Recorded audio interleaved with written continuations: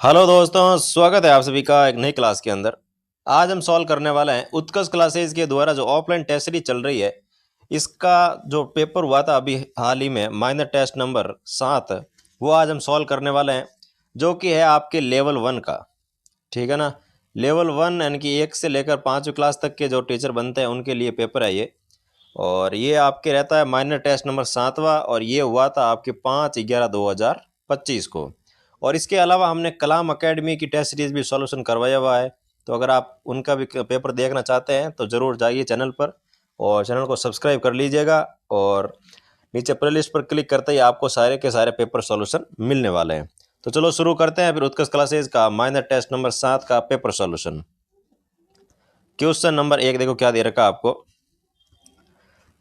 भारत की जनगणना 2011 के अनुसार राजस्थान की कुल जनसंख्या भारत की कुल जनसंख्या का कितना प्रतिशत है। यानी कि राजस्थान की जो जनसंख्या है वो भारत की जनसंख्या का कुल कितना प्रतिशत है, तो वो आ जाएगा आपके 5.66%।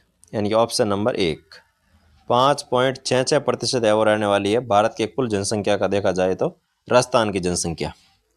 नेक्स्ट क्वेश्चन देखो। 2011 की जनगणना के अनुसार राजस्थान में 11 लाख से कम जनसंख्या वाले जिले हैं। तो 11 लाख से कम जनसंख्या वाले जिले कौन कौन से हैं उनका आपको चयन करना है। तो इसमें आ जाएगा आपके जैसलमेर, प्रतापगढ़ और सिरोही। यानी कि ऑप्शन नंबर डी जो है वो आपके इसमें बिल्कुल सही हो जाएगा।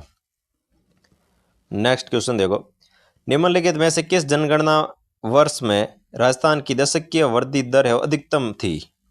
तो दशकीय वृद्धि दर अधिकतम कौन से वर्ष में थी, तो वो आ जाएगा आपके 1981 के अंदर। यानी कि option number A. Next question देखो।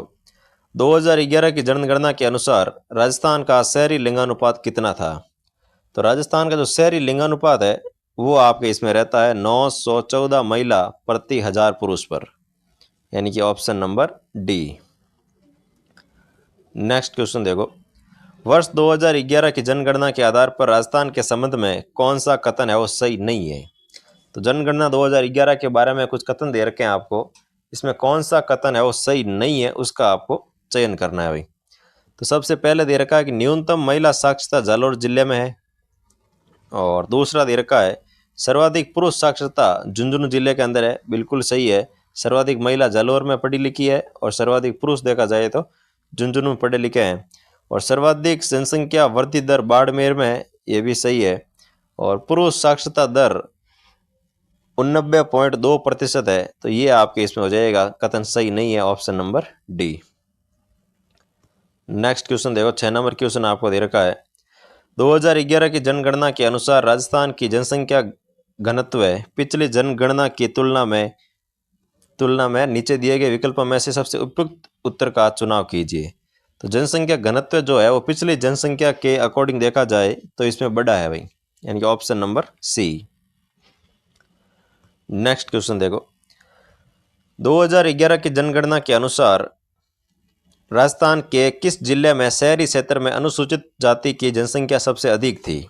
तो अनुसूचित जाति की जनसंख्या सर्वाधिक है वो कौन से जिले में थी, तो वो आ जाएगा आपके जयपुर जिले के अंदर। यानी कि option number C. Next question देखो। राजस्थान के निम्नलिखित में से किस या किन जिलों में 2001 से 2011 के मध्य जनसंख्या दशकीय वृद्धि दर 12% से कम दर्ज की गई। तो 12% से कम दर्ज है वो कौन कौन से जिलों में की गई उसका आपको चयन करना है।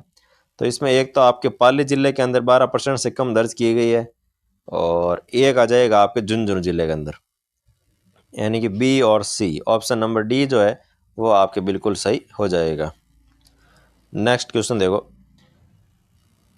भारत की जनगणना 2011 के अनुसार राजस्थान के किस जिले में ग्रामीण जनसंख्या का प्रतिशत सबसे अधिक था। तो ग्रामीण जनसंख्या वो सर्वाधिक कौन से जिले में निवास करती है उसका आपको चयन करके लिखना है। तो इसमें आपके आ जाएगा डूंगरपुर जिले के अंदर। यानी कि ऑप्शन नंबर ए आपके बिल्कुल सही हो जाएगा। नेक्स्ट क्वेश्चन देखो भाई। 10 नंबर आपको दे रखा है। जनगणना 2011 के अनुसार राजस्थान में अनुसूचित जाति का जनसंख्या में कितना प्रतिशत है। तो अनुसूचित जाति का टोटल जनसंख्या में देखा जाए तो कितना प्रतिशत हिस्सा है वो रखता है, तो वो आ जाएगा आपके 17.83%। यानी कि 17.83% हिस्सा जो है वो आपके राजस्थान की कुल जनसंख्या का अनुसूचित जाति का हिस्सा रहता है, 17.83%। नेक्स्ट क्वेश्चन देखो, 11 नंबर आपको दे रखा है। जनगणना 2011 के अनुसार राजस्थान के किस जिले में जनसंख्या का दूसरा सबसे अधिक घनत्व दर्ज किया गया? तो किस जिले के अंदर जनसंख्या का दूसरा सबसे अधिक है वो घनत्व है वो दर्ज किया गया है? तो वो आ जाएगा आपके भरतपुर जिले के अंदर, यानी कि option number C. Next question देखो, जनगणना वर्ष 2011 के अनुसार राजस्थान की कुल कितने प्रतिशत जनसंख्या शहरों में निवास करती है? तो राजस्थान की कुल कितनी प्रतिशत जनसंख्या है जो कि शहरों के अंदर निवास करती है? तो वो आ जाएगा आपके इसमें 24.9%, यानी कि ऑप्शन नंबर डी आपके इसमें बिल्कुल सही हो जाएगा कि 24.9% जो लोग हैं वो आपके शहरी लोग हैं भाई। नेक्स्ट क्वेश्चन देखो, निम्नलिखित में से किस जिले में 2011 में न्यूनतम बाल लिंगानुपात अंकित किया गया? तो कौन से जिले के अंदर न्यूनतम बाल लिंगानुपात है वो अंकित किया गया है? तो वो आ जाएगा झुंझुनू जिले का, यानी कि option number A. Next question देखो, राजस्थान में 2001 से 2011 में ग्रामीण एवं नगरीय जनसंख्या का दशकीय परिवर्तन प्रतिशत है। तो नगरीय, ग्रामीण और नगरीय जनसंख्या का दशकीय जो परिवर्तन प्रतिशत है वो कितना रहता है? तो वो आ जाएगा आपके इसमें 19% से लेकर के 20%, यानी कि option number B. Option number B आपके इसमें बिल्कुल सही हो जाएगा कि 19% से लेकर के 29% तक का इसमें परिवर्तन रहता है भाई आपके, यानी कि ग्रामीण में आ गया 19% और नगरीय में आ गया आपके 29%। नेक्स्ट क्वेश्चन देखो, जनगणना 2011 के अनुसार राजस्थान में सर्वाधिक लिंगानुपात वाले जिलों का सही युग्म है। तो सर्वाधिक लिंगानुपात वाले जिले अगर देखा जाए तो वो आ जाएगा आपके डूंगरपुर और राजसमंद, यानी कि option number B. Next question देखो, 16 नंबर आपको दे रखा है। जनगणना 2011 के अनुसार राजस्थान में न्यूनतम अनुसूचित जनजाति जनसंख्या प्रतिशत वाले जिले हैं। तो न्यूनतम अनुसूचित जनजाति जनसंख्या वाले जिले कौन कौन से हैं उनका आपको चयन करके लिखना है भाई। तो वो आ जाएगा आपके नागौर जिले के अंदर न्यूनतम है और बीकानेर जिले के अंदर भी आपके न्यूनतम अनुसूचित जनजाति निवास करती है, यानी कि option number A. Next question देखो भाई, 17 नंबर आपको दे रखा है। 2011 की जनगणना के अनुसार राजस्थान में ग्रामीण महिला साक्षरता दर है। तो 2011 की जनगणना के अनुसार देखा जाए तो राजस्थान के अंदर ग्रामीण महिला साक्षरता दर है वो कितनी है? तो वो इसमें आपके आ जाएगी 45.8%, यानी कि ऑप्शन नंबर सी जो है वो इसमें आपके सही हो जाएगा कि महिला की जो साक्षरता दर है, ग्रामीण महिला साक्षरता दर वो रहती है आपके 45.8%, option number C. Next question देखो, 18 नंबर आपको दे रखा है। नीचे दिए गए कोड के आधार पर सही कथन का चयन कीजिए। तो इसमें आपको सही कौन कौन से कथन है उनका चयन करके नीचे दिए गए कोड का चयन करके लिखना है भाई। तो सबसे पहला आपको कथन दे रखा है कि 2011 की जनगणना के अनुसार न्यूनतम पुरुष साक्षरता दर वाला जिला प्रतापगढ़ है, बिल्कुल सही है। दूसरा दे रखा है, जनगणना 2011 के अनुसार राजस्थान का जनसंख्या घनत्व 200 है। तो राजस्थान का जो जनसंख्या घनत्व है वो कितना है भाई? 200 दे रखा है, बिल्कुल सही है। और राजस्थान में वर्ष 2001 से 11 के बीच जनसंख्या घनत्व में 35 व्यक्ति प्रति वर्ग किलोमीटर बढ़ोतरी हुई है, ये भी बिल्कुल सही है आपके। कितनी बढ़ोतरी हुई है? तो 35 व्यक्ति प्रति वर्ग किलोमीटर के अकॉर्डिंग बढ़ोतरी हुई है।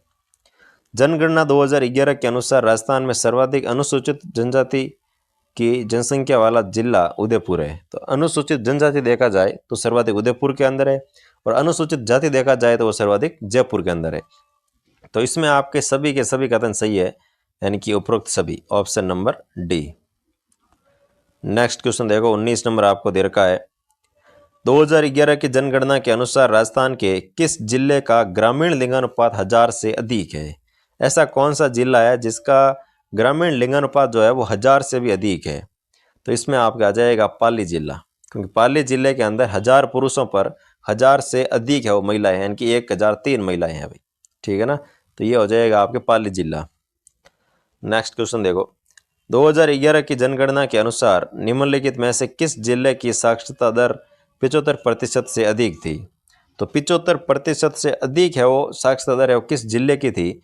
तो वो आ जाएगा आपके जयपुर जिला, यानी कि राजस्थान की राजधानी है, तो 75% से अधिक साक्षरता दर रहने वाली है भाई। तो हो जाएगा आपके बी यानी कि जयपुर के अंदर। नेक्स्ट क्वेश्चन देखो भाई, 21 नंबर आपको दे रखा है, बिजोलिया किसान आंदोलन के बारे में सत्य कथन है। तो बिजोलिया किसान आंदोलन के बारे में कुछ कथन दे रखे हैं, इसमें से कौन कौन से कथन सत्य है उनका आपको चयन करके लिखना है भाई। तो सबसे पहले आपको दे रखा है कि 1905 में जागीरदार ने तलवारबंदी नामक कर लगाया था। 1906 में विजय सिंह पथिक ने आंदोलन का नेतृत्व संभाला था, गलत है। और 1919 में या 1919 के कांग्रेस के अमृतसर अधिवेशन में इस आंदोलन की शिकायतों को रखा गया था, बिल्कुल सही बात है भाई। 1905 में लगाया था भाई अपने चौरी कर, न कि तलवारबंदी कर, ठीक है, तो ये भी हो जाएगा सत्य। लेकिन 1919 का जो अमृतसर अधिवेशन था, इस आंदोलन की शिकायतों को रखा गया था, बिल्कुल ये सही बात है। तो इसमें आपके ऑप्शन नंबर इनके सी कथन सत्य है, तो केवल और केवल सी यानी कि option number C. Next question देखो, 22 नंबर आपको दे रखा है, बिजोलिया किसान आंदोलन के समय वर्ष 1941 में मेवाड़ के प्रधानमंत्री कौन थे। तो 1941 के समय यानी कि जो बिजोलिया आंदोलन चल रहा था, उसमें मेवाड़ के प्रधानमंत्री जी कौन थे। तो वो आपके इसमें आ जाएगा कि मेवाड़ के जो प्रधानमंत्री जी है वो आते हैं टी विजय राघवाचार्य, यानी कि ऑप्शन नंबर ए। ये आपके 1941 में मेवाड़ के पीएम साहब थे भाई, ठीक है ना, टी विजय राघवाचार्य। नेक्स्ट क्वेश्चन देखो भाई, 23 नंबर आपको दे रखा है, 1922 में मंडावरी में किसान सम्मेलन पर गोलियां चलाई गई, जिसमें बालक, बूढ़े और स्त्रियों के साथ भी हिंसात्मक एवं बर्बर व्यवहार है वो किया गया था। यह किस किसान आंदोलन से संबंधित था। तो ये कौन से किसान आंदोलन से संबंध रखता है, तो वो आ जाएगा आपके बेगू किसान आंदोलन, कि मंडावरी के जो गांव था वो आपके बेगू किसान आंदोलन से संबंधित रहता है भाई। तो ऑप्शन नंबर आ जाएगा आपके बी। नेक्स्ट क्वेश्चन देखो, 24 नंबर क्वेश्चन दे रखा है, निम्नलिखित में से कौन बूंदी किसान आंदोलन से संबंधित नहीं है। तो बूंदी किसान आंदोलन से संबंधित नहीं है, उसका आपको चयन करना है, तो वो आ जाएगा आपके इसमें विजय सिंह पथिक, यानी कि option number D. Vijay Singh Pathik आपके बूंदी किसान आंदोलन से संबंधित नहीं है, जबकि रामनारायण चौधरी संबंधित है, पंडित नैनूराम शर्मा जी इसमें संबंधित है, और हरिभाऊ किंकर भी इसमें आपके संबंधित रहते हैं। लेकिन विजय सिंह पथिक जो है वो केवल और केवल आपके बिजोलिया किसान आंदोलन से ही संबंधित रहते हैं भाई। नेक्स्ट क्वेश्चन देखो, 25 नंबर आपको क्या दे रखा है, निम्न सूची 1 को सूची 2 के साथ सम्मिलित कीजिए और सूचियों के नीचे दिए गए कोड का उपयोग करते हुए सही उत्तर का चयन भी आपको करना है भाई। तो सबसे पहले जो आपको दे रखा है, एक तरफ दे रखा है आंदोलन और एक तरफ दे रखी है आपको घटना में जो व्यक्ति शहीद हुए हैं उनका नाम, ठीक है ना। तो सबसे पहले तो आपको यह देखना है कि पहला दे रखा है दूधवा खारा किसान आंदोलन। तो दूधवा खारा जो किसान आंदोलन था, इसमें शहीद कौन हुए थे, तो वो आ जाएगा आपके हनुमान सिंह, यानी कि ऑप्शन नंबर इसमें आ जाएगा आपके ए का 2। फिर आता है राय सिंह नगर घटना।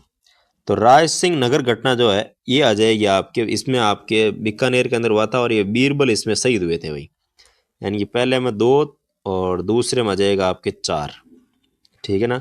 इसमें बीरबल है वो शहीद हो गए थे राय सिंह नगर घटना के अंदर। फिर दे रखा है उदासर किसान आंदोलन।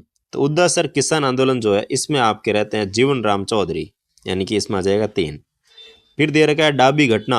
तो डाबी घटना में आपके संबंध रहने वाला है नानक भील का, यानी कि इसमें आ जाएगा 1। तो 2 4 3 1, यानी कि ऑप्शन नंबर सी जो है वो आपके इसमें बिल्कुल करेक्ट हो जाएगा भाई। नेक्स्ट क्वेश्चन देखो, 26 नंबर आपको दे रखा है, निम्नलिखित में से किस हत्याकांड में रूपाजी धाकड़ एवं कृपाजी धाकड़ नामक 2 किसान शहीद हुए थे।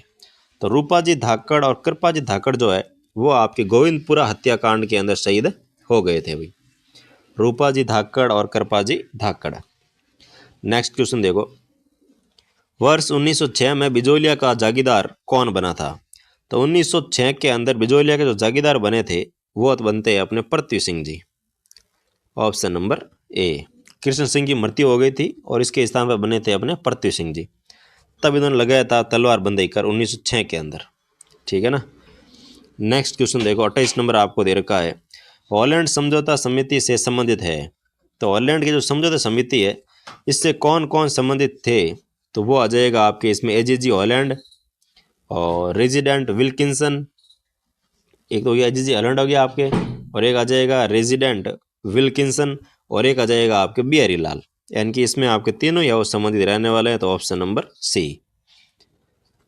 नेक्स्ट क्वेश्चन देखो 29 नंबर आपको दे रखा है, शेखावटी किसान आंदोलन से संबंधित पंचपाणे से क्या तात्पर्य है। तो पंचपाणे से तात्पर्य ये रहता है कि 5 जागीरों का समूह होता है भाई, जिसे पंचपाणे के नाम से जाना जाता है।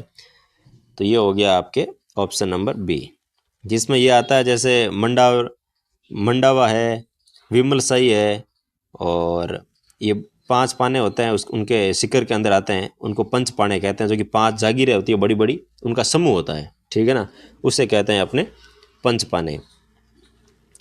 नेक्स्ट क्वेश्चन देखो 23 नंबर क्वेश्चन दे रखा है, जयसिंहपुरा घटना किस आंदोलन से संबंधित है। तो जयसिंहपुरा जो घटना है ये किस आंदोलन से संबंधित है, तो वो आ जाएगा आपके इसमें शेखावटी किसान आंदोलन, यानी कि ऑप्शन नंबर सी से। नेक्स्ट क्वेश्चन देखो, राजस्थान जाट क्षत्रिय सभा की स्थापना कब हुई। तो राजस्थान जाट क्षत्रिय सभा की जो स्थापना है वो हुई थी आपके 1932 के अंदर, यानी कि option number C. Next question देखो, चंदावल की घटना कब हुई थी। तो चंदावल की जो घटना है वो कब हुई थी, तो वो आ जाएगा आपके मार्च 1942 के अंदर चंदावल की घटना होती है भाई, मार्च 1942 के अंदर, ठीक है ना। नेक्स्ट क्वेश्चन देखो 33 नंबर क्वेश्चन आपको दे रखा है कि अलवर राज्य में पहला भूमि बंदोबस्त कब किया गया। तो अलवर राज्य के अंदर जो पहला भूमि बंदोबस्त किया गया था ये कब किया गया था, तो वो आ जाएगा आपके 1887 के अंदर, यानी कि option number B. Next question देखो, डाबी पंच बोर्ड की स्थापना किसने की थी। तो डाबी पंच बोर्ड की स्थापना करने वाले आते हैं आपके साधु सीताराम दास, यानी कि option number B. Next question देखो 35 नंबर आपको दे रखा है, उपरमाल पंच बोर्ड की स्थापना कब हुई थी। तो उपरमाल पंच बोर्ड की स्थापना होती है आपके 1917 के अंदर, यानी कि ऑप्शन नंबर सी, 1917 में उपरमाल पंच बोर्ड की स्थापना हुई थी भाई। नेक्स्ट क्वेश्चन देखो 36 नंबर आपको दे रखा है, दुर्सा जी आडा की प्रमुख रचना कौन सी थी। दुर्सा आडा की निम्नलिखित में से कौन सी रचना है उनकी रहती है, उनका आपको चयन करना था। तो इसमें आ जाएगा आपके एक तो दुआ सोलंकी वीरम देवरा। तो दुआ जो है वो सोलंकी वीरम देवरा, ये आपके दुर्सा आडा की रचना है। और विरुद्ध क्षेत्री, इसमें आपके प्रताप की 76 उपाधियों का वर्णन किया गया है, तो वो भी आपके रहती है दुर्सा आडा की। और किरतार बावनी भी आपके है दुर्सा आडा की रचना भाई। तो किरतार बावनी है, तो ये तीनों के तीनों रचना आपकी इनकी रहती है, यानी कि ए, 2 और 3। तो ऑप्शन नंबर बी जो है वो आपके इसमें सही आंसर हो जाएगा। नेक्स्ट क्वेश्चन देखो भाई 37 नंबर आपको दे रखा है, दुर्सा आडा ने किन शासकों से जागीर प्राप्त की थी। तो दुर्सा आडा ने किन किन शासकों से जागीर है वो प्राप्त की थी, तो वो आ जाएगा बीकानेर के राजा राय सिंह, सिरोही के राव सुल्तान, और उदयपुर के राणा अमर सिंह से दुर्सा आडा ने रियासतों से मतलब जागीर है वो प्राप्त की थी। क्योंकि इनके जो लिखने का तरीका था उससे ये शासक इतने खुश हुए थे कि इनको उपहार के रूप में जागीरें दी थी कि चलो ये जागीर आपके अंडर में रहेगी, ये जागीर आपके अंडर में रहेगी, इस अकॉर्डिंग। तो ये तो बीकानेर के राय सिंह ने दी थी, और सिरोही के राव सुल्तान ने दी थी, और उदयपुर के राणा अमर सिंह के द्वारा भी दी गई थी, option number B. Next question देखो 38 नंबर आपको दे रखा है, निम्नलिखित में से कौन सी रचना 1857 के स्वतंत्रता संग्राम की पृष्ठभूमि में लिखी गई और उसमें अंग्रेजों के खिलाफ बगावत का आह्वान किया गया था। तो बगावत करने का जो आह्वान किया गया था वो आ जाएगी आपके वीर सतसई, जो कि आपके सूर्यमल मिश्र के द्वारा लिखी गई थी, और ये आ जाएगी आपके वीर सतसई। हाँ, तो नेक्स्ट क्वेश्चन आपको दे रखा है कि राजस्थानी भाषा को संवैधानिक मान्यता दिलाने के लिए प्रयास करने वाले प्रमुख साहित्यकार कौन थे। तो राजस्थानी भाषा को संवैधानिक मान्यता दिलाने के लिए प्रयास किसके द्वारा किया गया था, तो वो आ जाएगा आपके कन्हैयालाल सेठिया जी के द्वारा, यानी कि option number C. Next question देखो, पंडित झाबरमल शर्मा ने किस शहर से ज्ञानोदय और मारवाड़ी बंधु का संपादन किया था। तो पंडित झाबरमल शर्मा के द्वारा कौन से शहर से ज्ञानोदय और मारवाड़ी बंधु का संपादन किया था, तो वो शहर आ जाएगा आपके Calcutta, option number C. Next question देखो, निम्नलिखित में से कौन सी रचना पर फिल्म बनाई जा चुकी है। तो कौन सी रचना है जिस पर फिल्म बनाई जा चुकी है, तो वो आ जाएगी आपके दुविधा। Option number B. द्विविधा रचना पर फिल्म भी बनाई जा चुकी है। ऑप्शन नंबर हो जाएगा आपके बी। नेक्स्ट क्वेश्चन देखो भाई, 42 नंबर आपको दे रखा है, निम्नलिखित में से कौन सा कथन सत्य है। इनमें से कौन सा कथन सत्य है उनका आपको चयन करना है। तो सबसे पहले दे रखा कन्हैयालाल सेठिया की रचना सत्यवादी, गलत है। कन्हैयालाल सेठिया को शब्द के लिए 1987 में सूर्यमल मिश्र पुरस्कार से सम्मानित किया गया था, बिल्कुल सही बात है भाई। ऑप्शन नंबर बी आपके इसमें सत्य हो जाएगा। नेक्स्ट क्वेश्चन देखो, 43 नंबर आपको दे रखा है, आसिया शाखा के चारण बांकीदास किस रियासत के महाराजा के चहेते और काव्य गुरु थे। तो बांकीदास आसिया जो है ये कौन सी रियासत के काव्य गुरु रहते हैं। तो वो आ जाएगी जोधपुर के महाराजा मान सिंह के वो चहेते भी थे और काव्य गुरु भी थे भाई, Bankidas Asiya. Option number B. Next question देखो, निम्नलिखित में से कौन सी रचना शंकरदास सामोर की नहीं है। शंकरदास सामोर की रचना कौन सी नहीं है उसका आपको चयन करना है भाई। तो इसमें सगती सुजस ये आपके शंकरदास सामोर रचना है। भागीरथी महिमा ये भी आपके इनकी रचना रहती है। और वक्तरो बाईरो ये भी आपके शंकरदास सामोर की रचना रहती है। लेकिन जो सपन प्रिया है ये इनकी रचना नहीं है भाई। Option number D. Next question देखो, 45 नंबर आपको दे रखा है, निम्नलिखित कथनों में से कौन सा सत्य नहीं है। कौन सा कथन सत्य नहीं है उसका आपको चयन करना है। तो पहला दे रखा, मेघराज मुकुल का जन्म राजगढ़ चूरू के अंदर हुआ था, बिल्कुल सही है। और सेनानी में चुंडावत सरदार रतन सिंह की वीरता का चित्रण किया गया था, बिल्कुल सही है। और तीसरा दे रखा, मेघराज मुकुल ब्रिटिश सेना के समर्थक थे, ये इसमें कथन हो जाएगा आपके सत्य नहीं है।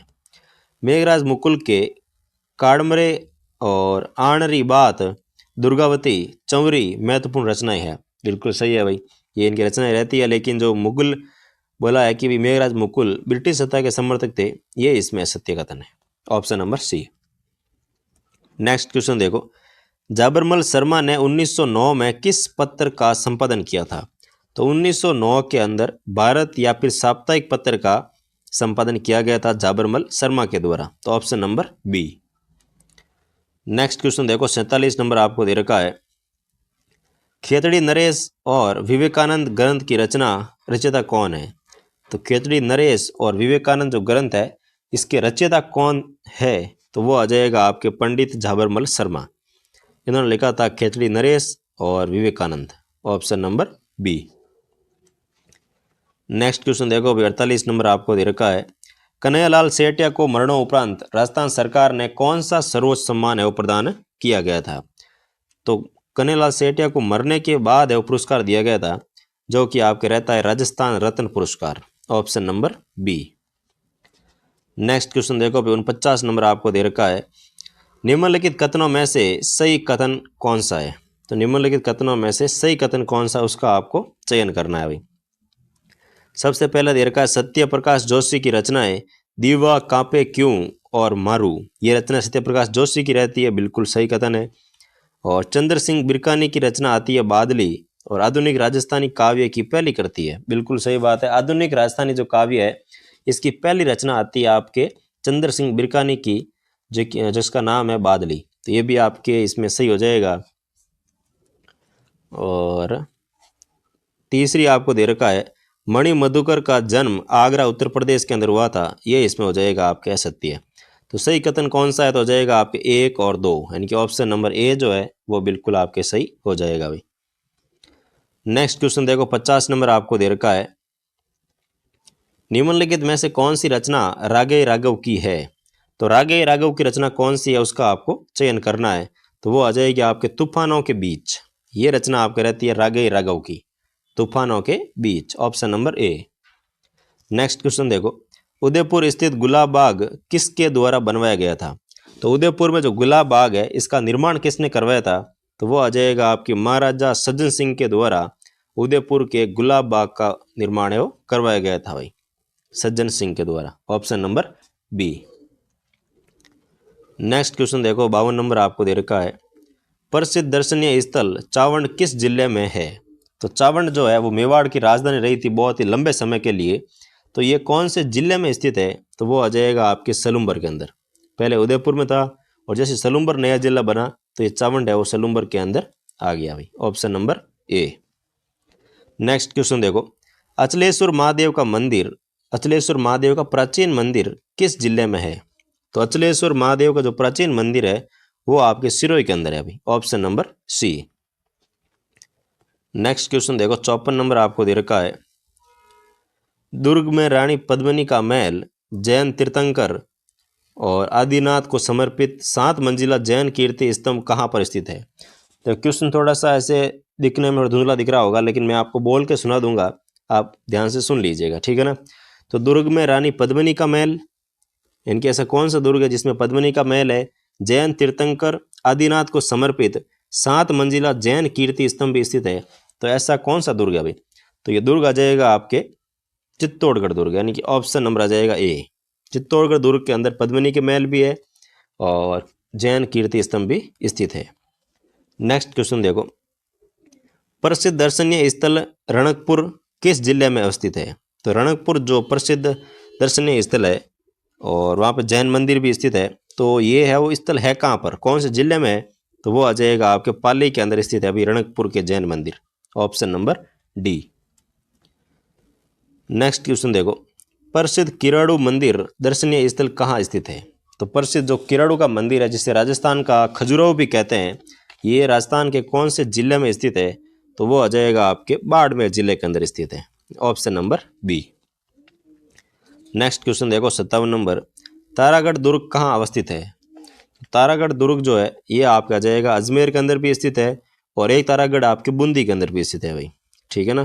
तो ये दोनों ध्यान रखने हैं आपको, लेकिन अजमेर आपके ऑप्शन में दे रखा है तो अजमेर इसमें सही हो जाएगा। तारागढ़ दुर्ग कहाँ स्थित है? तो अजमेर के अंदर, option number D.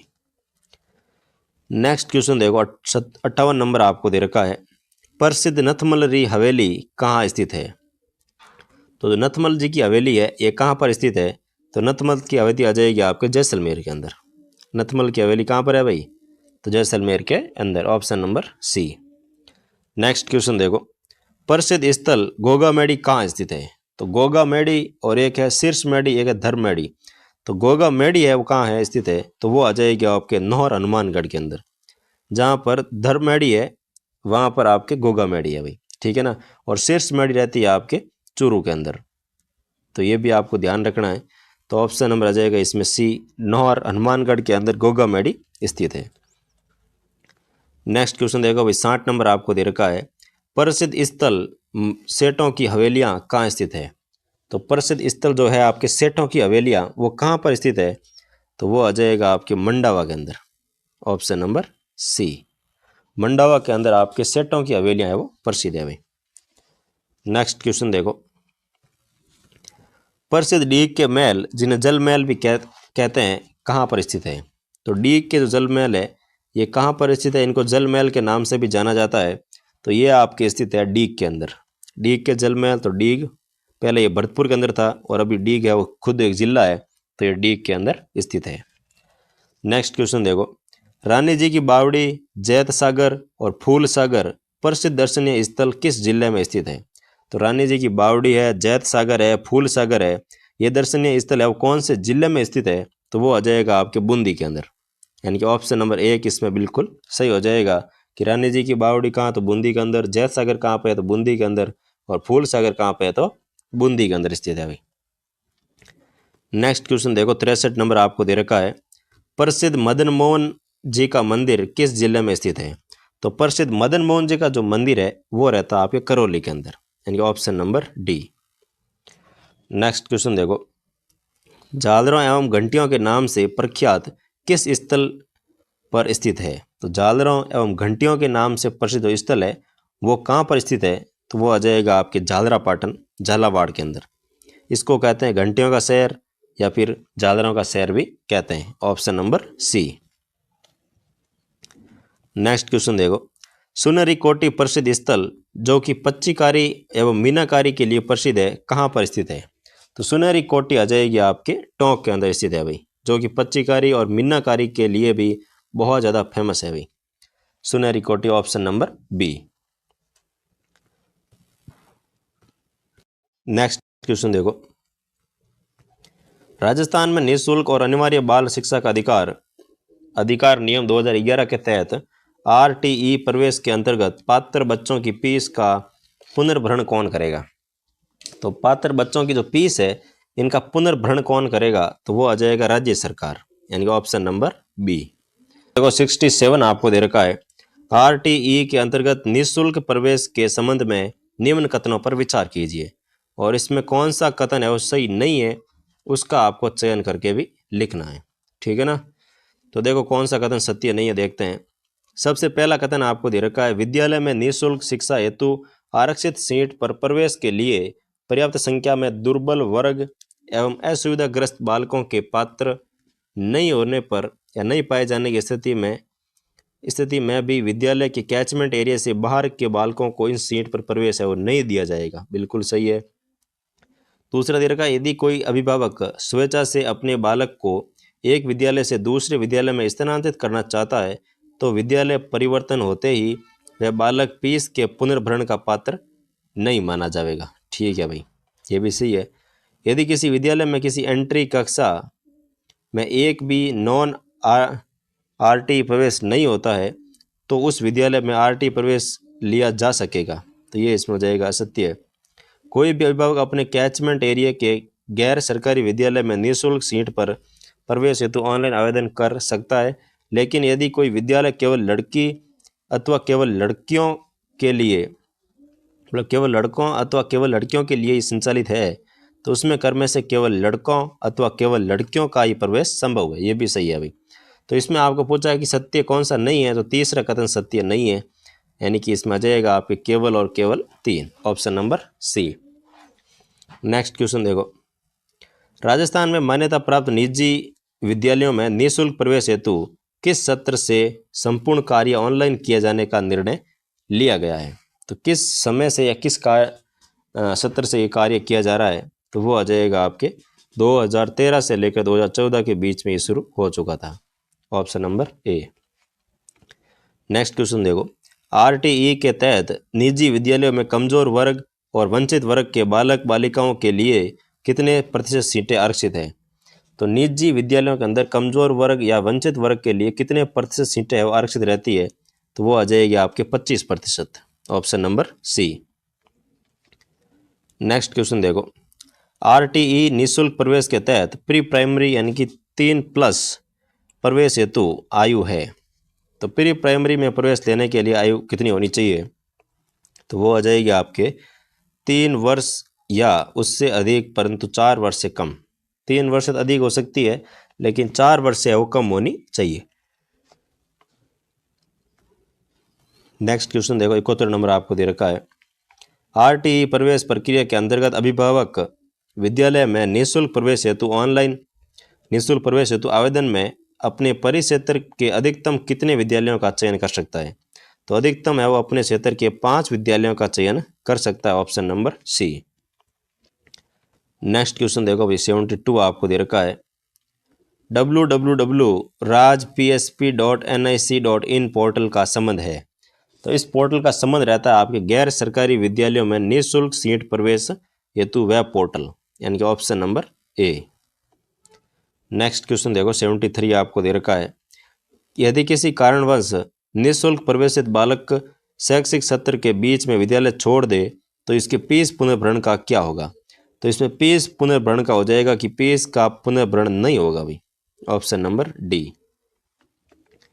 Next question देखो, 74 आपको दे रखा है, शिक्षा का अधिकार अधिनियम 2009 की धारा डैश डैश डैश के तहत या के अंतर्गत गैर सरकारी विद्यालयों में निःशुल्क सीट पर प्रवेश दिया जाता है। तो कौन सी धारा के तहत है वो प्रवेश दिया जाता है? तो वो आ जाएगी आपके धारा 12(1) के घ पाठ के तहत है और निःशुल्क है वो सीट पर प्रवेश दिया जाता है, तो option number B. Next question देखो, यदि कोई विद्यालय पूर्णतः बाहरी अनुदान से संचालित होता है तथा किसी भी बच्चे से कोई शुल्क नहीं लिया जाता है, क्या उस विद्यालय को आरटीई के अंतर्गत 25% सीट पर निःशुल्क प्रवेश देने हैं? यानी कि जो कोई विद्यालय है जो कि केवल और केवल बाहरी फंड से चल रहा है, तो उसमें भी क्या मतलब बच्चों को आरटीई के तहत निःशुल्क प्रवेश देना जरूरी है या फिर नहीं है, उसके बारे में आपको पूछा गया है। तो इसमें आपका आ जाएगा कि ऐसे विद्यालयों को भी 25% सीट है वो दुर्लभ वर्ग एवं असुरक्षित या असुविधाग्रस्त बालकों के लिए, असुविधाग्रस्त समूह के बालकों के लिए राज्य सरकार द्वारा निर्धारित प्रक्रिया से बालकों को निःशुल्क प्रवेश देने हैं, लेकिन इन विद्यालयों को फीस का पुनर्भरण अवधि नहीं होगा। यानी कि ऑप्शन नंबर बी जो है वो इसमें बिल्कुल आपके सही हो जाएगा भाई, option number B. Next question देखो 76 आपको दे रखा है, अमृता देवी विश्नोई स्मृति पुरस्कार 2023 के संबंध में कौन सा कथन है वो सही नहीं है। कौन सा कथन सही नहीं है उसका आपको चयन करके लिखना है भाई। तो सबसे पहला आपको दे रखा है, यह पुरस्कार समारोह 27 जुलाई 2025 को आयोजित किया गया था, बिल्कुल सही है। वन विभाग, वन विकास और वन्य जीव श्रेणी में संस्था उपकार संस्था अलवर द्वारा ये दिया जाता है, बिल्कुल सही, अलवर के द्वारा ये दिया जाता है अमृता देवी विश्नोई पुरस्कार, ठीक है ना। वन्य जीव संरक्षण श्रेणी में अजीत सिंह को सम्मानित किया गया था, ये आपको हो जाएगा इसमें सही नहीं है। वन विकास संरक्षण और वन सुरक्षा श्रेणी में मुरारी दान बारट को सम्मानित किया गया था, बिल्कुल सही है भाई। इसमें इस श्रेणी के अंदर आपके मुरारी दान बारट को इसमें सम्मानित किया गया था। तो ऑप्शन नंबर 3 जो है यानी कि ऑप्शन नंबर सी, ये आपके इसमें असत्य कथन हो जाएगा। नेक्स्ट क्वेश्चन देखो 77 आपको दे रखा है कि स्वच्छता सर्वेक्षण 2024 पुरस्कार समारोह के संबंध में कथनों पर विचार कीजिए और सही विकल्प का चयन भी कीजिए। कौन सा कथन सही है उसका आपको चयन करके इसमें लिखना है भाई। तो सबसे पहला कथन आपको दे रखा है कि 10 लाख से अधिक आबादी श्रेणी में राजस्थान के ग्रेटर नगर निगम जयपुर देश का जयपुर है वो जयपुर का देश में 16वां स्थान पर रहा था, तो बिल्कुल सही है। अभी 10 लाख आबादी में देखा जाए तो आपका जयपुर जो है वो देश में 16वें स्थान पर रहता है। दूसरा कथन आपको दे रखा है कि उदयपुर का 3 से लेकर 10 लाख की आबादी वाले शहरों में देश में 13वां स्थान है, ये भी सही है। और राजस्थान के 3 शहर उदयपुर, जयपुर ग्रेटर और जयपुर हेरिटेज शीर्ष 20 मतलब स्वच्छ जो शहर है उनकी श्रेणी में शामिल है, तो ये भी कथन आपके सही है। तो इसमें आपके तीनों ही कथन सत्य है, यानी कि ऑप्शन नंबर हो जाएगा आपके डी। तो 77 का ऑप्शन नंबर डी, 1, 2 और 3 सही। नेक्स्ट क्वेश्चन देखो भाई 78 आपको दे रखा है, 7वीं Indian open para athletics championship से संबंधित कथनों पर विचार कीजिए। तो पहला कथन दे रखा है, महेंद्र गुर्जर ने भाला फेंक की F48 श्रेणी में कांस्य पदक जीता है। और दूसरा दे रखा है, सुनील साहू ने T38 480 मीटर श्रेणी में कांस्य पदक जीता है। तो इसमें कौन सा कथन सही नहीं है उसका आपको चयन करना है भाई, ठीक है ना। तो कौन सा कथन सही नहीं है, तो इसमें आ जाएगा आपके ऑप्शन नंबर बी, कथन ए और बी दोनों असत्य है। ये कथन सही नहीं है, यानी कि दोनों ही सत्य होने वाले हैं भाई, बाकी दोनों ही सही है, ये कथन आपके सही नहीं है। नेक्स्ट क्वेश्चन देखो, राष्ट्रीय ऊंट दौड़ चैंपियनशिप 2025 का आयोजन कहाँ किया गया। तो राष्ट्रीय ऊंट दौड़ चैंपियनशिप 2025 जो है इसका आयोजन है वो कहाँ पर किया गया है, तो वो आ जाएगा आपके पुष्कर अजमेर के अंदर राष्ट्रीय ऊंट दौड़ चैंपियनशिप 2025 का आयोजन किया गया है, पुष्कर अजमेर के अंदर। नेक्स्ट क्वेश्चन देखो, साक्षरता से सशक्तिकरण के लिए नरेगा आखर अभियान किस जिला प्रशासन द्वारा संचालित किया जा रहा है। तो नरेगा आखर जो अभियान है ये कौन से जिला प्रशासन द्वारा संचालित है, तो वो आ जाएगा जयपुर जिला प्रशासन के द्वारा संचालित किया जा रहा है, option number C. Next question देखो भाई 81 आपको दे रखा है, बर्मिंघम में आयोजित हुई world police and fire games 2025 की 77 किलोग्राम भार वर्ग कुश्ती में स्वर्ण पदक किसने जीता। तो बर्मिंघम के अंदर आयोजित हुई थी world police and fire games 2025, तो इसमें 77 किलोग्राम भार वर्ग में स्वर्ण पदक जीतने वाले कौन थे, तो वो आ जाएगा आपके छगन लाल मीणा, यानी ऑप्शन नंबर बी जो है वो इसमें आपके बिल्कुल सही हो जाएगा भाई। नेक्स्ट क्वेश्चन देखो, राजस्थान सिटी गैस डिस्ट्रीब्यूशन नीति 2025 कब तक प्रभावी रहेगी। तो राजस्थान सिटी गैस डिस्ट्रीब्यूशन नीति 2025 है वो कब तक प्रभावी रहेगी, तो वो आ जाएगी आप 31 मार्च 2029 तक ये नीति आपके प्रभावित रहने वाली है, तो option number A. Next question देखो 83 आपको दे रखा है, स्वच्छता सर्वेक्षण 2024 में राजस्थान के किस शहर को सुपर स्वच्छ लीग सिटी पुरस्कार से सम्मानित किया गया। तो राजस्थान का कौन सा शहर सुपर स्वच्छ लेक सिटी पुरस्कार से सम्मानित हुआ है? तो वो आ जाएगा आपके डूंगरपुर शहर, option number C. Next question देखो, राज्य सरकार की जुलाई 2025 की घोषणाओं के संदर्भ में निम्नलिखित कथनों पर विचार कीजिए एवं सही विकल्प चुनिए। तो कथन एक दे रखा आपको, Amrita Devi indigenous plant museum Phalodi में बनाया जा रहा है। तो दूसरा दे रखा आपको कि हरित अरावली विकास परियोजना के लिए 850 करोड़ रुपए की घोषणा किए गए। तो ये आपके दोनों ही कथन असत्य है अभी, यानी कि option number C. Next question देखो 85 आपको दे रखा है, देश की प्रथम राजकीय बालिका सैन्य कन्या विद्यालय, तो सैन्य कन्या विद्यालय का लोकार्पण कहाँ किया गया? यानी कि देश की पहली या प्रथम राजकीय बालिका सैनिक कन्या विद्यालय का लोकार्पण कहाँ किया गया? तो वो आ जाएगा आपके जयमलसर बीकानेर के अंदर। कहाँ पर किया गया भाई? तो जयमलसर बीकानेर के अंदर इसका है वो लोकार्पण किया गया, option number D. Next question देखो, राजस्थान की भौगोलिक एवं पर्यावरणीय स्थिति को देखते हुए निम्नलिखित में से कौन सा कथन है वो सही है? तो भौगोलिक एवं पर्यावरणीय स्थिति को देखते हुए निम्नलिखित में से कौन सा कथन है वो सही है, वो आपको चयन करना है। तो इसमें आ जाएगा कि राजस्थान की कुल भूमि का 60% भाग थार मरुस्थल का हिस्सा है, यानी कि ऑप्शन नंबर सी, कि राजस्थान की जो कुल भूमि है इसका 60% जो भाग है ना वो मरुस्थल का हिस्सा है, तो option number C. Next question देखो भाई 87 आपको दे रखा है, संयुक्त राष्ट्र द्वारा वर्ष 2015 में अपनाए गए सतत विकास लक्ष्य यानी कि SDGs के संबंध में निम्नलिखित में से कौन सा कथन है वो सही है? तो कौन सा कथन सही है उसका आपको चयन करना है। तो इसमें आ जाएगा आपके, इसमें 5 PS यानी कि people, planet, prosperity, peace and partnership पर ध्यान केंद्रित किया गया, यानी कि 5P पर है वो ध्यान केंद्रित किया गया था इसमें, कि एक तो पीपल होने चाहिए, प्लानेट होने चाहिए, प्रोस्पेरिटी, पीस एंड पार्टनरशिप पर ध्यान केंद्रित किया गया, option number C. Next question देखो भाई 88 आपको दे रखा है, राजस्थान राज्य में सतत विकास लक्ष्य यानी कि SDGs के कार्यान्वयन एवं निगरानी के संबंध में निम्नलिखित में से कौन सा कथन है वो सही है? तो कौन सा कथन सही है? तो वो आ जाएगा राज्य में SDGs का नोडल विभाग योजना विभाग है, यानी कि option number A. Next question देखो, राजस्थान SDGs इंडेक्स के 5वें संस्करण 2023 में किस जिले ने प्रथम या पहला स्थान प्राप्त किया है? तो कौन सा जिला है जो कि प्रथम स्थान पर रहा है? तो वो आ जाएगा आपके झुंझुनू जिला इसमें प्रथम स्थान पर रहा है भाई, option number C. Next question देखो, राजस्थान का लक्ष्य 2029-30 तक कितनी अक्षय ऊर्जा क्षमता प्राप्त करना है?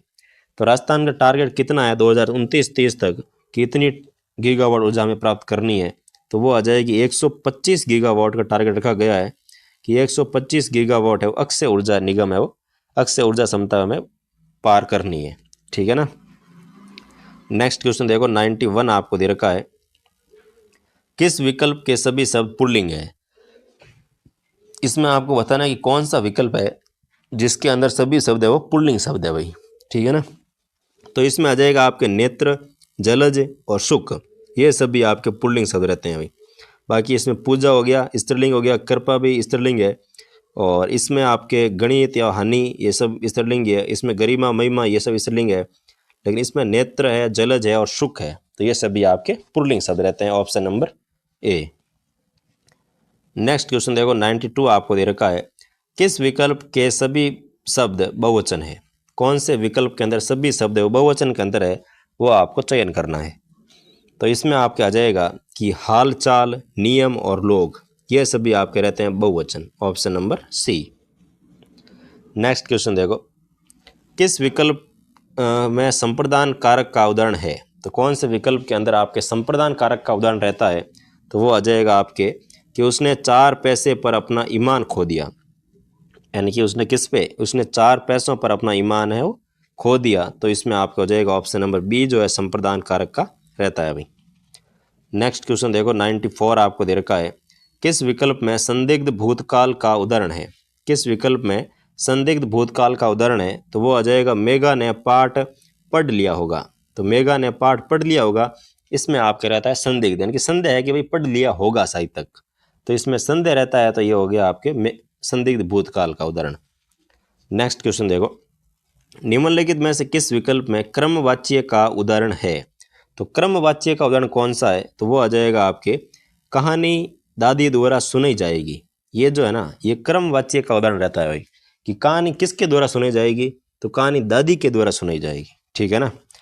नेक्स्ट क्वेश्चन देखो, 96 आपको दे रखा है, fill in the blank with the correct partial verb after. तो इसमें आपको करेक्ट वर्ब का यूज़ करना है।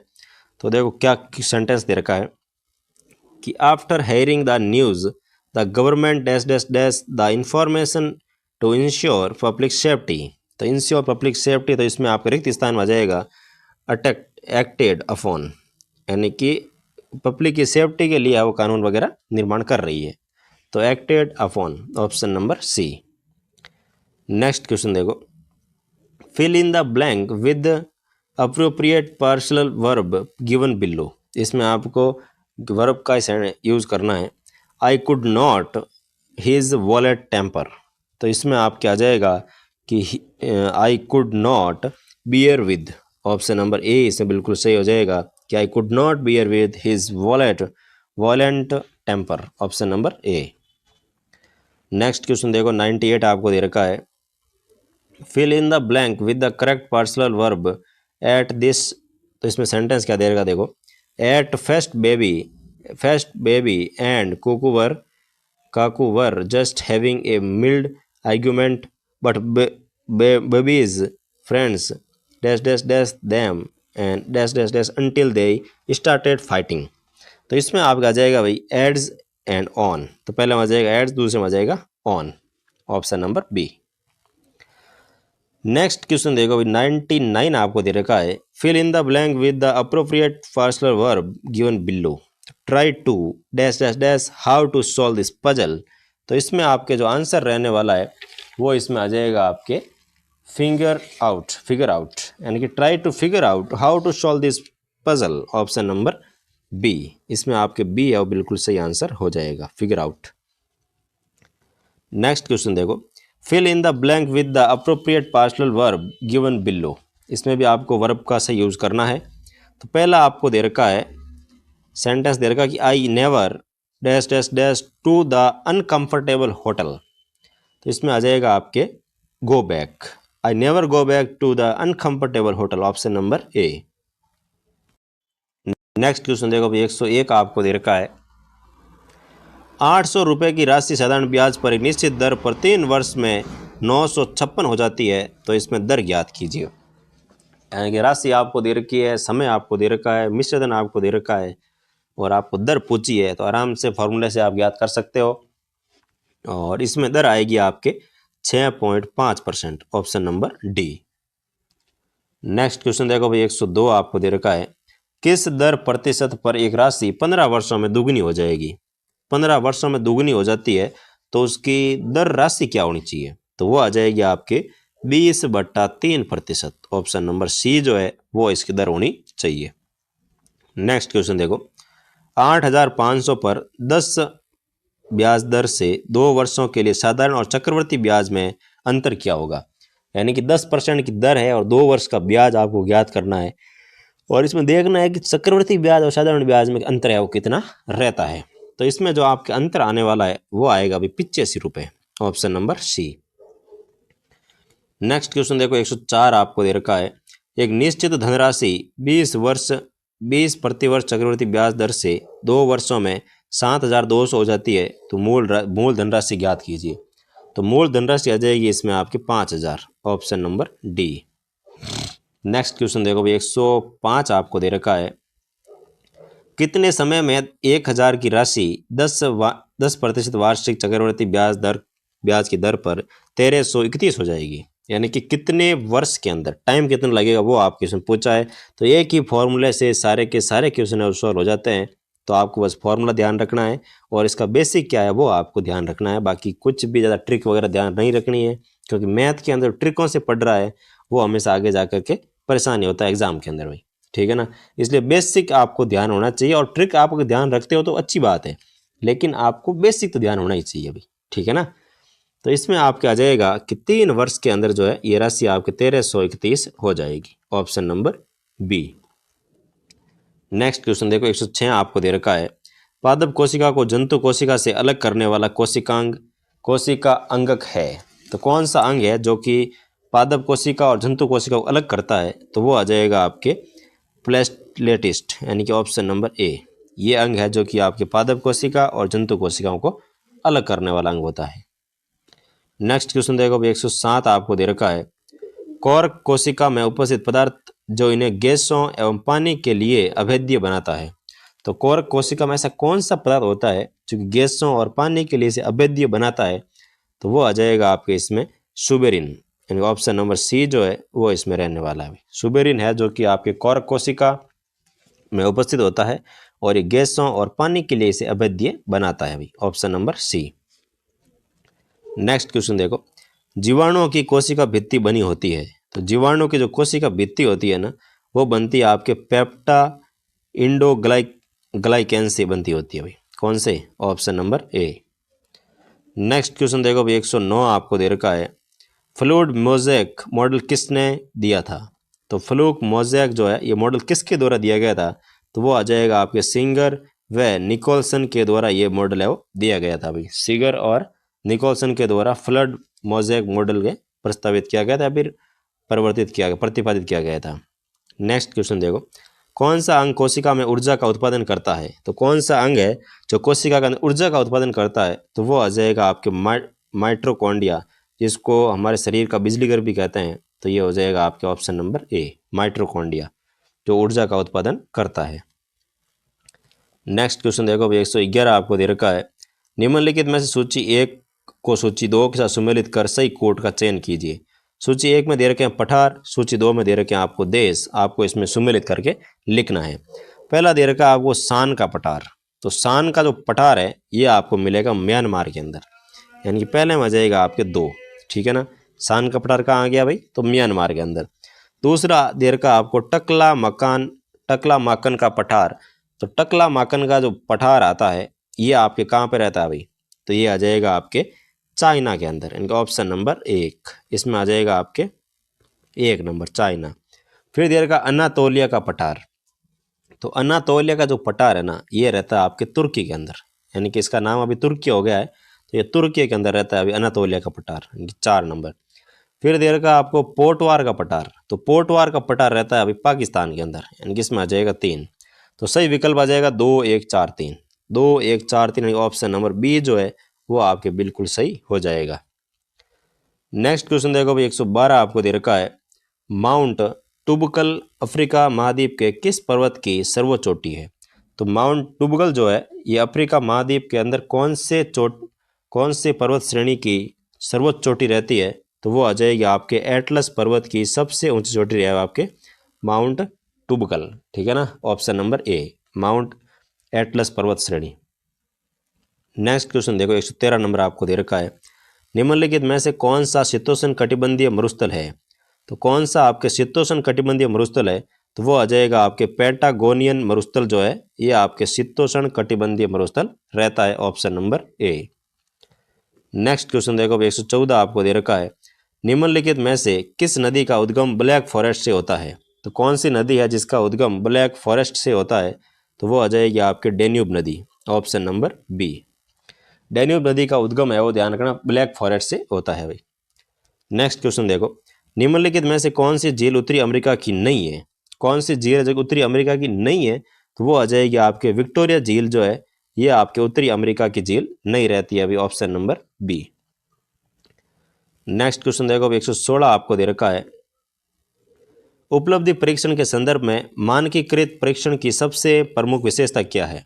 तो उपलब्धि परीक्षण के संदर्भ में अगर देखा जाए तो मानकीकृत परीक्षण की सबसे प्रमुख विशेषता क्या रहती है? तो वो आ जाएगी इसमें परीक्षण के प्रश्नों का व्यापक स्तर पर परीक्षण करना और इसका प्रमाणीकरण करना, ये आपके इसमें रहती है प्रमुख विशेषता, option number B. Next question देखो भाई 117 आपको दे रखा है, निदानात्मक परीक्षण की विशेषता निम्न में से कौन सी नहीं है?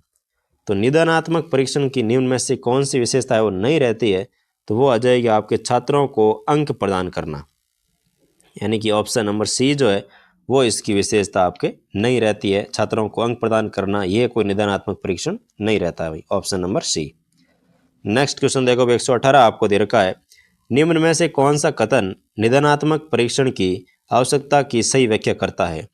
तो निम्न में से कौन सा कथन है जो आपके निदानात्मक परीक्षण की आवश्यकता की सही व्याख्या करता है। तो वो आ जाएगा आपके कि सभी छात्रों की शिक्षा के लिए जरूरी है ताकि उनकी समस्याओं को पहचाना जा सके। शिक्षा के लिए जरूरी है ताकि उनकी समस्याओं को पहचाना जा सके, यानी कि ऑप्शन नंबर बी।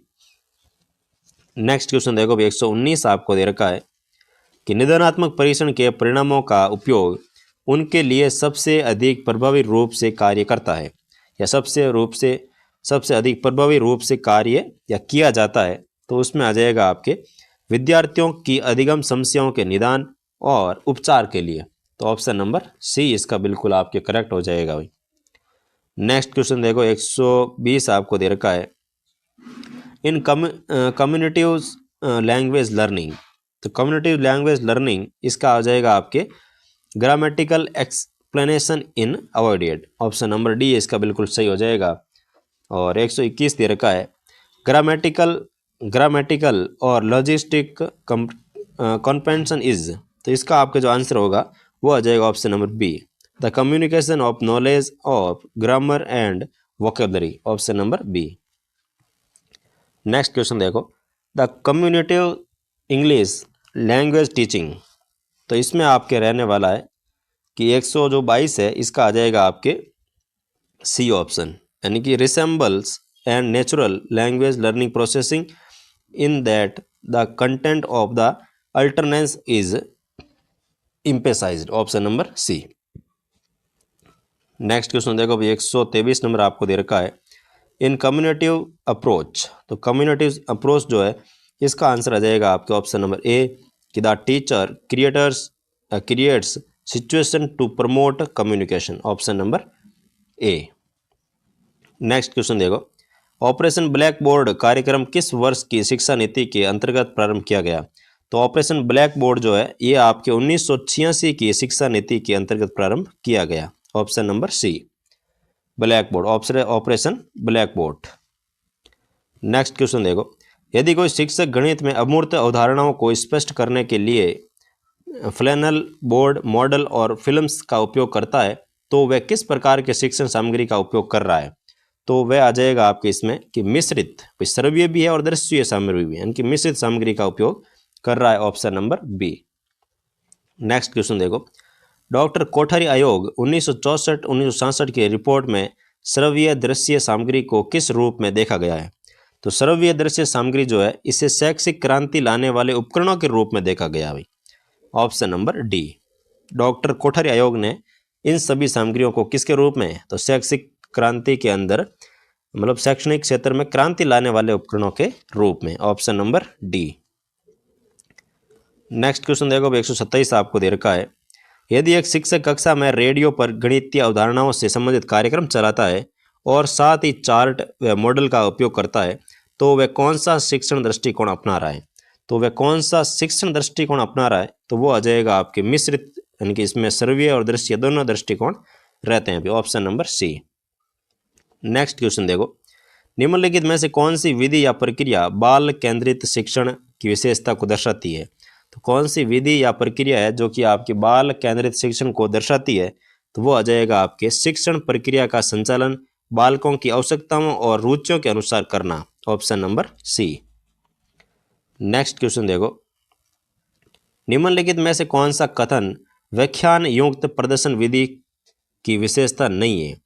तो व्याख्यान युक्त प्रदर्शन विधि की विशेषता कौन सी नहीं रहती है, तो वो आ जाएगा आपके इसमें इस विधि में छात्र पूर्णतः निष्क्रिय होते हैं, ये कथन आपके इसमें विशेषता नहीं रहने वाली है भाई, ठीक है ना। नेक्स्ट क्वेश्चन देखो, 130 नंबर, निम्न में से कौन सा कथन अनुसंधान विधि की प्रमुख विशेषता को सबसे उपयुक्त रूप से दर्शाता है। तो कौन सी विशेषता को सबसे उपयुक्त रूप से दर्शाता है वो आपको बताना है। तो इसमें आपके आ जाएगा कि विद्यार्थी स्वयं समस्याओं को हल कर ज्ञान की खोज करते हैं, यानी कि ऑप्शन नंबर बी जो है वो इसमें बिल्कुल सही हो जाएगा। नेक्स्ट क्वेश्चन देखो, निम्नलिखित में से कौन सा कथन आगमन विधि और निगमन विधि के मध्य मूलभूत अंतर को दर्शाता है भाई। तो मूलभूत अंतर को दर्शाता है वो कौन सा कथन रहता है, तो वो आ जाएगा आपके आगमन विधि विशिष्ट से सामान्य की ओर जाती है, यानी कि आगमन विधि जो है ये विशिष्ट से सामान्य की ओर जाती है, जबकि निगमन विधि सामान्य से विशिष्ट की ओर जाती है, यानी कि ऑप्शन नंबर जो आपके सी है वो बिल्कुल सही हो जाएगा। नेक्स्ट क्वेश्चन देखो भाई 132 आपको दे रखा है, भारत में सामाजिक अध्ययन को एक एकीकृत इकाई के रूप में प्रस्तुत करने का श्रेय वो किसे दिया जाता है, यानी कि जो सामाजिक अध्ययन है इसको एकीकृत इकाई के रूप में प्रस्तुत करने का जो श्रेय दिया जाता है वो दिया जाता है आपके मुदालिर आयोग को, यानी कि ऑप्शन नंबर बी जो है ये इसमें बिल्कुल सही हो जाएगा कि भारत में सामाजिक अध्ययन को एक एकीकृत इकाई के रूप में प्रस्तुत करने का श्रेय किससे जाता है, तो वो आ जाएगा मुदालिर आयोग, option number B. Next question देखो, सामाजिक अध्ययन को मानवीय संबंधों का अध्ययन कहने वाले विद्वान कौन है, तो सामाजिक अध्ययन है इसको मानवीय संबंधों का अध्ययन कहने वाले विद्वान कौन है, तो वो आ जाएगा आपके जोरोलिमिक, यानी ऑप्शन नंबर सी जो है वो इसमें बिल्कुल आपके सही हो जाएगा। नेक्स्ट क्वेश्चन देखो 134 आपको दे रखा है, नेशनल एजुकेशन एसोसिएशन यानी कि यूएसए के अनुसार सामाजिक अध्ययन की विषय वस्तु का सीधा संबंध किससे होता है, तो सामाजिक अध्ययन की जो विषय वस्तु है इसका सीधा संबंध रहता है आपके मनुष्य, समाज के संगठन और विकास से, यानी कि ऑप्शन नंबर बी इसमें बिल्कुल आपके सही हो जाएगा। नेक्स्ट क्वेश्चन देखो, नेक्स्ट दे रखा है आपको, सामाजिक अध्ययन की प्रकृति के अनुसार निम्न में से कौन सा कथन है वो गलत है, तो कौन सा कथन गलत है, तो इसमें आ जाएगा कि यह केवल राजनीतिक व्यवस्था तक सीमित है, ये इसमें आपकी गलत है। ये मानवीय जीवन का अध्ययन करता है, बिल्कुल ये सामाजिक एवं भौगोलिक वातावरण का अध्ययन करता है, ये एकीकृत उपागम है, ये भी इसमें सही है, लेकिन सी कथन है वो इसमें सही नहीं रहने वाला।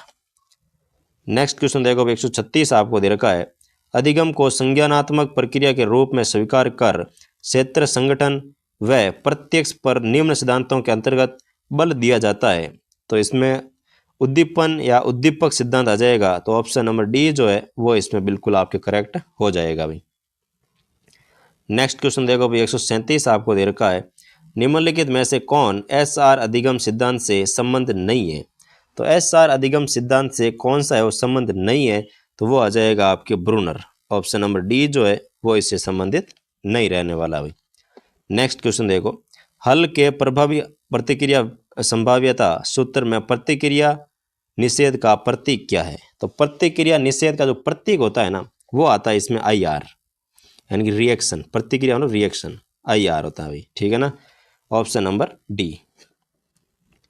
नेक्स्ट क्वेश्चन देखो, जिस पुनर्बलन अनुसूची में प्राणी को प्रत्येक उपयुक्त अनुक्रिया को करने के बाद पुनर्बलन मिलता है उसे क्या कहा जाता है, तो उसे कहते हैं सतत पुनर्बलन अनुसूची, यानी कि कंटिन्यू रूप से उसमें पुनर्बलन मिल रहा है, तो इसमें आ जाएगा आपके सतत पुनर्बलन अनुसूची, option number B. Next question देखो 140 आपको दे रखा है, निम्नांकित कथनों पर ध्यान दे तथा दिए गए कूट संकेत के आधार पर उत्तर दे, तो इसमें आ जाएगा आपके कि सबसे पहले दे रखा अंतर्नोद आवश्यकता से उत्पन्न होता है, और दूसरा दे रखा है, बिल्कुल ये तो सही है पहला, दूसरा दे रखा है किसी चीज़ की कमी की अवस्था को आवश्यकता कहा जाता है, कमी को आवश्यकता नहीं कहा जाता, ये गलत है। प्रोत्साहन से आवश्यकता की पूर्ति और अंतर्नोद की कमी होती है, तो प्रोत्साहन करोगे तो उसमें आवश्यकता की पूर्ति हो जाएगी और अंतर्नोद की क्या हो जाएगी, कमी हो जाएगी, तो ये भी आपके सही है। तो सही कोड पूछा 1 और 3 दोनों सही है, यानी कि option number A. Next question देखो 141 आपको दे रखा है, संवेगात्मक अस्थिरता के उपचार में जिस सिद्धांत का प्रयोग बालकों के भय, चिंता और दुर्भ्रांतियों के अनुबंध को समाप्त कर मानसिक स्वास्थ्य को सुदृढ़ बनाने में किया जाता है वह है, तो वह आ जाएगा आपके शास्त्रीय अनुबंध सिद्धांत, यानी कि option number B. Next question देखो 142 आपको दे रखा है, अल्बर्ट बांडुरा के अनुसार निरीक्षणात्मक अधिगम हेतु 4 परिस्थितियां आवश्यक है, इन परिस्थितियों का सही क्रम कौन सा है, तो इन परिस्थितियों का सही क्रम आ जाएगा आपके अवधान, धारणा, पुनरुत्पादन और अनुप्रेरणा, यानी ऑप्शन नंबर सी इसमें बिल्कुल आपके करेक्ट हो जाएगा भाई। नेक्स्ट क्वेश्चन देखो 143 आपको दे रखा है, स्वचालित प्रतिक्रियाओं का नए उद्दीपक से संबंध कहलाता है, तो जो स्वचालित प्रतिक्रियाओं का जो नया उद्दीपक है इसका संबंध क्या कहलाता है, तो वो आ जाएगा आपके शास्त्रीय अनुबंधन, यानी कि option number A. Next question देखो भाई 144 आपको दे रखा है, गहने के अनुसार निम्नलिखित में से कौन सा है वो सही क्रम है। तो गहने के अनुसार कौन सा सही क्रम है उसका आपको चयन करना है। तो वो आ जाएगा आपके नियम अधिगम, फिर आता है संप्रति अधिगम का अनुगमन करना, यानी कि ऑप्शन नंबर बी जो है वो इसमें बिल्कुल सही होगा कि सबसे पहले आएगा नियम अधिगम, फिर आएगा संप्रति अधिगम का अनुगमन करता है, option number B. Next question देखो भाई 145 आपको दे रखा है, अधिगम प्रक्रिया में प्रत्याह्वान कितने प्रकार का होता है। तो अधिगम प्रक्रिया में प्रत्याह्वान कितने प्रकार का होता है, तो वो आ जाएगा आपके इसमें 4 प्रकार का, ऑप्शन नंबर डी।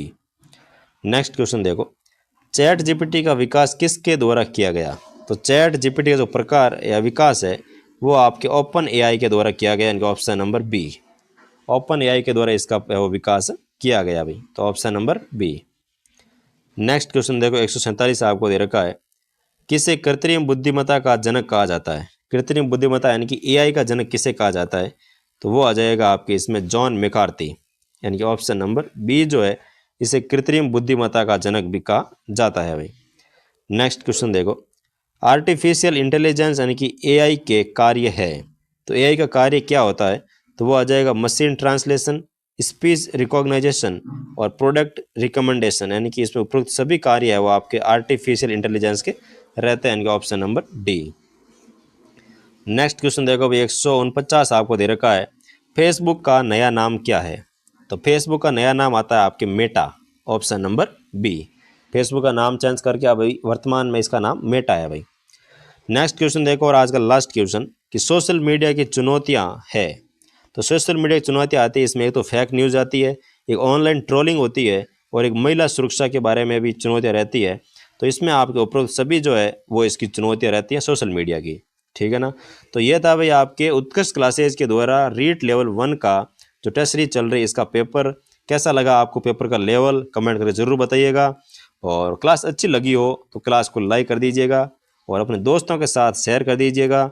और अगर आप चैनल पर नए हो तो चैनल को सब्सक्राइब करके रखिएगा, क्योंकि इस चैनल पर आपको रीट लेवल 1 लेवल 2 के अंदर एसएसटी और साइंस मैथ के पेपर भी आपको सोल्यूशन मिल रहे हैं। और उत्कृष्ट क्लासेज के अलावा कलाम अकेडमी के पेपर भी मैं सॉल्व करवा रहा हूँ, भाटी आश्रम के पेपर भी सॉल्व करवा रहा हूँ। तो आपको इस चैनल पर बने रहना है और अपनी तैयारी को बेहतर करना है। ठीक है, फिर मिलते हैं नेक्स्ट क्लास के अंदर। Thank you so much.